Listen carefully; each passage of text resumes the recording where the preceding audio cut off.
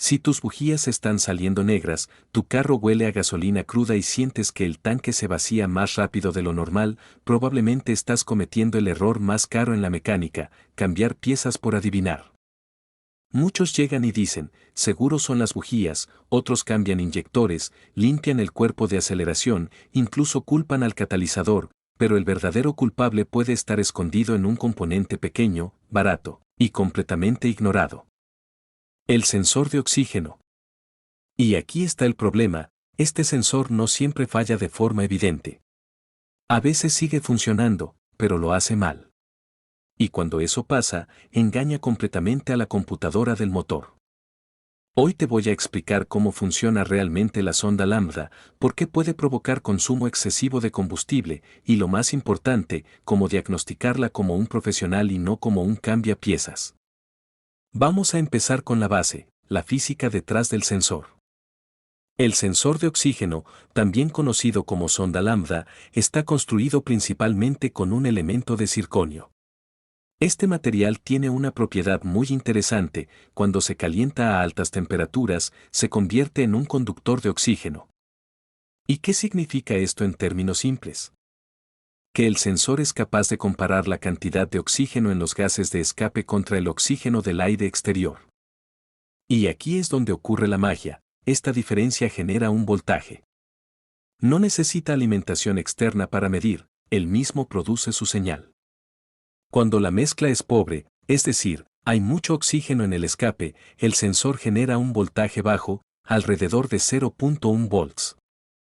Cuando la mezcla es rica, o sea, hay poco oxígeno porque hay demasiada gasolina, el voltaje sube hasta aproximadamente 0.9 volts. La computadora del motor está leyendo constantemente esta señal y ajusta la cantidad de combustible en tiempo real. Esto es lo que se conoce como control en lazo cerrado. En condiciones normales, el sensor debe oscilar rápidamente entre estos valores. Sube, baja, varias veces por segundo. Eso es un sensor sano. Pero ahora viene el verdadero problema. El sensor perezoso. Este es uno de los fallos más traicioneros en el diagnóstico automotriz. El sensor no está muerto. No está completamente dañado. Pero ya no responde con la velocidad que debería. Se vuelve lento. Y aquí es donde todo se descompone. La ECU espera una señal rápida para ajustar la mezcla de forma precisa. Pero si el sensor tarda en reaccionar, la computadora empieza a hacer correcciones tarde y mal. Es como manejar con un retraso en el volante. Cuando el sensor finalmente indica que la mezcla estaba rica, la ECU ya se pasó corrigiendo. Entonces compensa de más hacia el otro lado. Resultado, la mezcla empieza a oscilar de forma descontrolada. Y aquí entran los famosos fuel trims. El ajuste de combustible a corto y largo plazo comienza a volverse inestable. Puedes ver valores exagerados, positivos o negativos, intentando corregir un problema que en realidad es el sensor reaccionando tarde. ¿Consecuencias? Mayor consumo de combustible. Bujías negras. Pérdida de potencia. Emisiones elevadas. Y en algunos casos, daño al catalizador.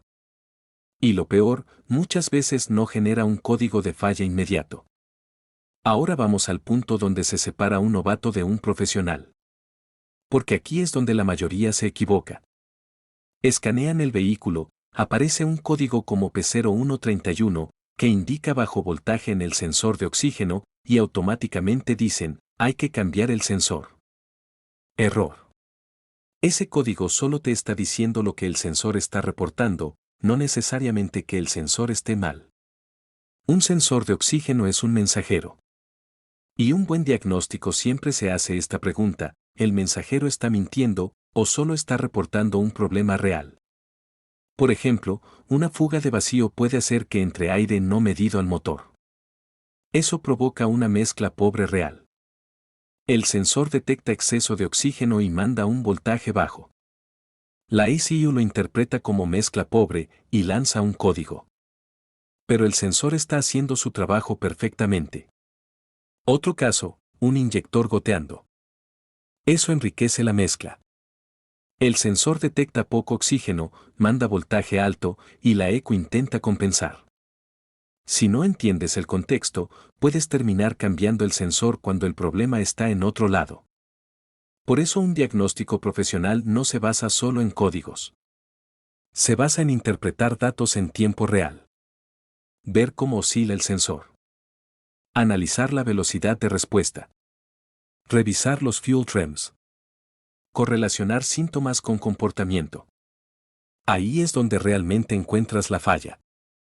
El sensor de oxígeno no es solo una pieza más. Es la nariz del motor. Es el componente que le dice a la computadora si la combustión está bien o está completamente fuera de control. Si esa nariz está tapada, lenta o engañada, todo el sistema se viene abajo.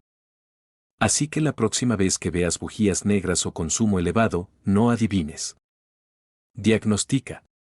Si quieres aprender a leer datos como un profesional, entender cómo funciona realmente tu motor y dejar de gastar dinero cambiando piezas innecesarias, suscríbete a Algoritmo Automotriz. Porque aquí no adivinamos. Aquí entendemos cómo funcionan las cosas.